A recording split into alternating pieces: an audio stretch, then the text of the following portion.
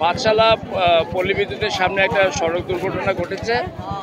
একটা ঢাকাগামী শেরপুর থেকে ঢাকাগামী একটা বাসের সাথে একটা সিএনজিতে সংঘর্ষ হয়। আমরা তাৎক্ষণিকভাবে 3টা ইউনিট নিয়ে আমরা ঘটনাস্থলে আসি। এসে দেখতে পাই যে এখানে অনেকগুলো হতাহত অবস্থায় পড়ে আছে। তো এখানে দেখতে পাচ্ছেন যে 5 জন ডেড বডি আছে। এখানে একজনকে মুমূর্ষু অবস্থায় হাসপাতালে প্রেরণ করা হয়েছে। আর সব প্যাসেঞ্জারই হচ্ছে আপনার সিএনজি যাত্রী। এখানে পথচারীও ছিলেন না। আর বাসের বেপরোয়া গতির জন্য হয়তো এই দুর্ঘটনা ঘটে থাকতে পারে আমরা মনে করছি আর কি।